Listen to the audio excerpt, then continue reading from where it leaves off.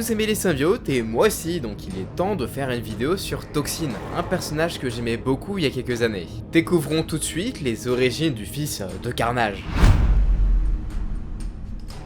Le fils de Carnage est apparu la première fois dans Venom vs Carnage numéro 1 en 2004. Et si les deux symbiotes originaux s'affrontent, c'est pour une raison très simple, Carnage est enceinte. Alors oui, c'est bizarre dit comme ça, vu que Cletus Cassidy, son hôte, est un homme, mais les symbiotes se reproduisent tout seuls de façon asexuée. Carnage est répugné d'infanter de lui-même et il souhaite tuer son fils vu que les symbiotes détestent leur progéniture. Toutefois, Venom souhaite sauver son petit-fils vu qu'il pourrait être un allié de choix contre l'homme araignée. Carnage enfantera malgré lui, mais trop affaibli pour éliminer son enfant, il le laissera dans le corps de Patrick Mulligan, qui est un policier. Le symbiote rouge reviendra et balancera la femme du policier, qui est enceinte, du haut d'un immeuble. Et Cassidy s'apprête à tuer Mulligan afin d'éliminer sa progéniture. Toutefois, Venom arrivera pour stopper Carnage et la chatte noire protégera le policier, tandis que l'homme araignée s'occupe de sauver la femme de ce dernier. Carnage est mis hors d'état de nuire pendant un temps. Patrick Mulligan a décuplé ses capacités sans le savoir grâce à son symbiote. Il est tombé sur la chatte noire qui voulait voler une œuvre d'art. Toutefois, Carnage se pointe et tente de les tuer. Mais devant la menace, le symbiote Toxin se révèle et met une rouste à son paternel.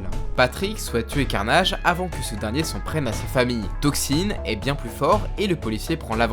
Toutefois, il n'est pas capable de tuer le criminel de sang-froid. Mulligan utilisera son symbiote pour faire le bien, mais ce n'est pas au goût de Venom qui trouve que son petit-fils est trop héroïque, et prenant peur qu'il soit un allié de Spider-Man, Venom fait équipe avec Carnage afin de tuer Toxin. C'est vraiment impensable qu'il s'allie à Carnage alors que c'était quand même son pur ennemi quoi. Toxin sera aidé par la chatte noire et Spider-Man, mais le symbiote numéro 1000 est bien trop puissant pour ses prédécesseurs. Mais bien qu'il ait gagné la bataille, Patrick quittera sa femme et son enfant, le symbiote représente une trop grande menace. Il souhaite utiliser ses pouvoirs pour faire le bien, Spider-Man le conseillera, mais le souci est que Patrick a du mal à contrôler son symbiote qui ne l'écoute pas. C'est plutôt marrant, il y a quelques idées, après pas de gros méchants, le vilain c'est Razorfist, donc franchement bof bof quoi. Toutefois à la fin du comics, Patrick et Toxin s'entendent bien. Le symbiote lui laisse utiliser ses pouvoirs, mais c'est en échange d'une contrepartie. Il a 2 heures pour lui, pendant la nuit, où il est libre, mais à la condition qu'il ne fasse aucune action criminelle. Le policier retrouvera même sa famille, et ils vécurent heureux. C'est ce que j'aurais aimé vous dire, mais Toxin mourra hors champ lors d'un combat contre Blackheart, le fils de Mephisto, et le symbiote sera sur des clones ultra vénères d'X-23 du coup. Si vous avez vu ma vidéo sur Agent Venom, vous savez qu'Eddie Brock a perdu ses pouvoirs d'anti-Venom à la suite de Spider-Island. Et en 2012, qu'est-ce qu'il devient? Et bah c'est très simple, il n'a pas de maison, pas de travail, juste des gros flingues afin de tuer les symbiotes qu'il considère comme étant un poison. Il sera toutefois capturé par le maître de crime qui le liera à Toxin afin de tuer Agent Venom. Après une bataille où il sera laissé pour mort, Eddie récupère de ses blessures et traquera sans relâche Agent Venom. Ils feront toutefois un marché. Flash Thompson peut utiliser tranquillement le symbiote, mais s'il perd un jour le contrôle, Eddie le tuera. Eddie deviendra Toxin pendant un temps et protégera Philadelphie. Toutefois, il perdra le symbiote dans un gros combat face à Carnage.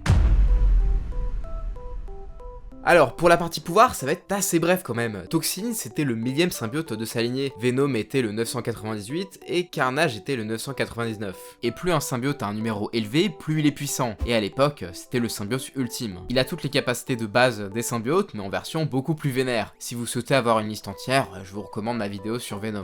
Il pouvait détruire Carnage dans sa forme normale, et s'il s'énerve, il est capable de grossir afin d'avoir une musculature comme Venom. C'est un peu un mix entre les deux finalement. Et notre nouveau symbiote a une capacité qui lui permet de traquer n'importe qui. Et hormis ça, le symbiote a une morsure empoisonnée lorsqu'il était lié à Eddie Brock. Et c'est tout pour ce pouvoir spécifique.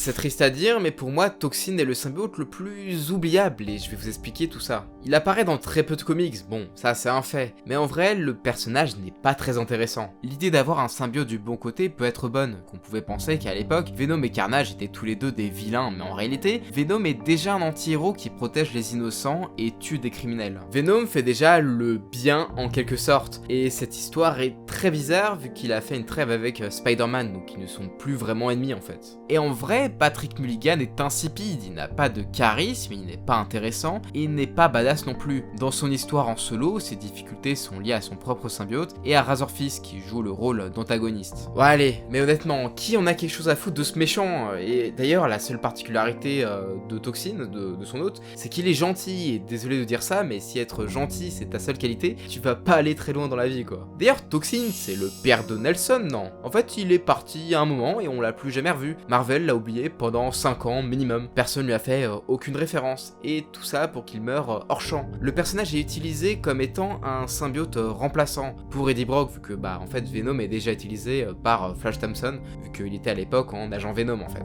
Et parmi tous les symbiotes qu'Eddie a portés, Toxin est vraiment le moins mémorable du lot. Vous pouvez peut-être me trouver assez dur avec Toxin, mais en soi, le concept du personnage est pas ouf éditorialement quoi. Le fait qu'il soit le symbiote numéro 1000 et qu'on dit à chaque fois que chaque nouveau symbiote est plus fort que l'ancien, met rapidement au placard Venom et Carnage qui sont pourtant les symbiotes les plus connus. Aujourd'hui en 2020, le personnage ne va plus du tout avec ce qui se fait actuellement. On a appris que les symbiotes sont plutôt gentils et qu'en réalité Venom était corrompu. Il a d'ailleurs un autre fils, Sleeper, qui souhaite protéger. Et chose assez drôle, on a appris l'existence de Knull, le dieu des symbiotes qui date d'avant le Big Bang et qui a des dragons surpuissants. Tous ces changements récents font que Toxin et son origin story sont très dépassés, et là où les symbiotes de la Life Foundation sont revenus et ont fait des apparitions, Toxin est tout juste oublié. Et franchement, j'ai l'impression que Marvel n'a jamais su quoi faire avec ce personnage en fait. Et voici donc ma vidéo sur Toxin, et si jamais ça vous intéresse, j'ai fait pas mal de vidéos sur les symbiotes. Une partie est consacrée à Venom, une autre à Carnage, et j'ai même fait une vidéo sur Anti-Venom. Dites-moi ce que vous pensez du personnage, et dites-moi également quel autre symbiote vous intéresse, donc parmi